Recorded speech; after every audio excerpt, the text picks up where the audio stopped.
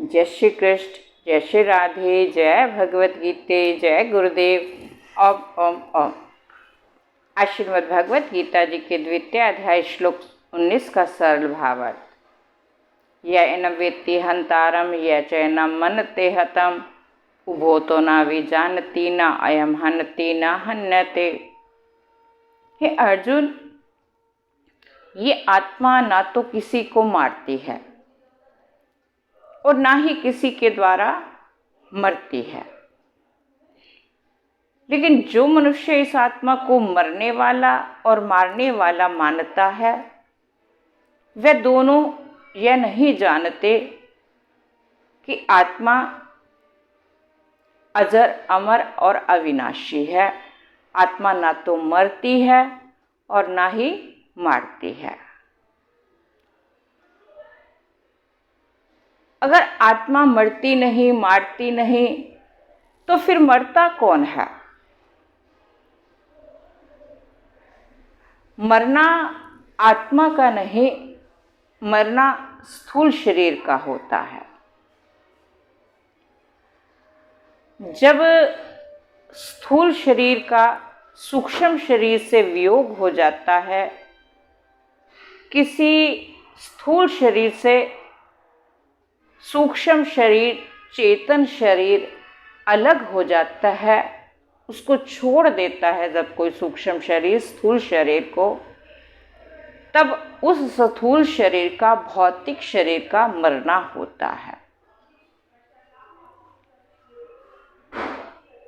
तो इस स्थूल शरीर को और सूक्ष्म शरीर को, जिसे आत्मा कहते हैं, इस आत्मा को केवल ज्ञान के द्वारा, आत्म तत्व के द्वारा, आत्म अनुभूति के द्वारा ही जाना जा सकता है।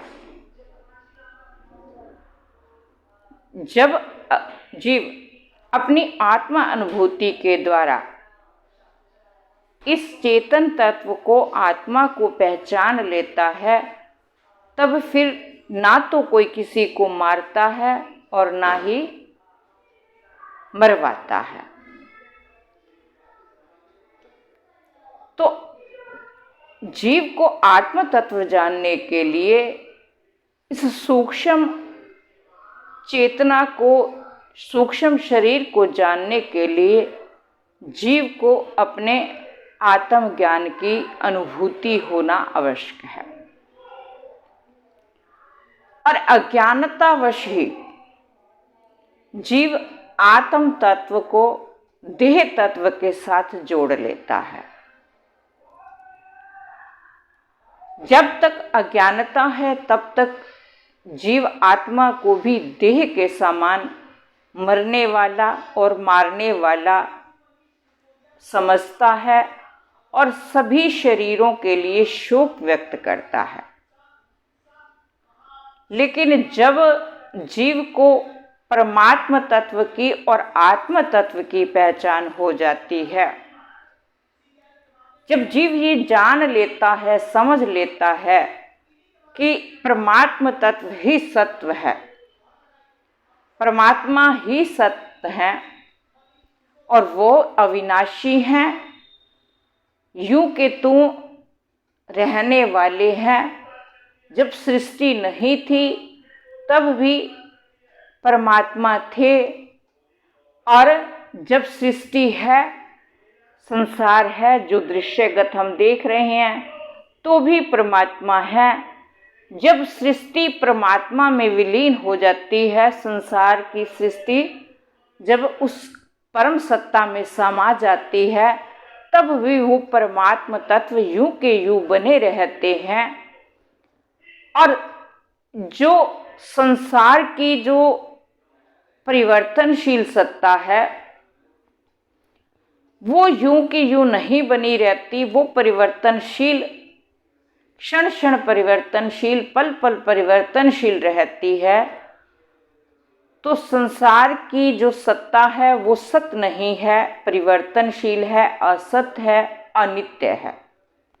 जब जीव को इस बात का ज्ञान हो जाता है, तब जीव को इस बात का भी ज्ञान हो जाता है कि जो आत्मा है वो मरने वाली नहीं है और ना ही मारने वाली है। आत्मा निरंतर रहने वाली है, सत्य है। तब जीव आत्मा और देह के भान को समझकर फिर स्थूल शरीर के मरने पर, नष्ट हो जाने पर आत्मा यूं की यूं जब रहती है, जब ये जीव जान लेता है कि आत्मा नहीं मरी बल्कि स्थूल शरीर मरा है जीव का, तो व्यक्ति फिर शोक व्यक्त नहीं करता व्यर्थ में। तो इसी गहन तत्व को भगवान अर्जुन को समझाते हुए कह रहे हैं कि हे अर्जुन, ये जितने भी शरीर खड़े हैं, ये स्थूल शरीर तो कभी रहने वाले नहीं हैं। ये तो अनित्य हैं, नाशवान हैं, परिवर्तनशील हैं। इनका नाश होना निश्चित है। लेकिन इनके अंदर जो सूक्ष्म शरीर है, आत्मा है, वो कभी नष्ट होने वाली नहीं है। इसीलिए है अर्जुन, तुम इन सब के लिए शोक व्यक्त मत करो। तुम अपने कर्म के लिए तत्पर रहो। ये आत्मा कभी मरने वाली नहीं है और ना ही मारने वाली है। इसीलिए है अर्जुन, ना तो तुम किसी को मार रहे हो, ना तुम्हें कोई मार रहा है। जय श्री कृष्ण, जय श्री राधे, जय भगवत गीते। ओम ओम ओम।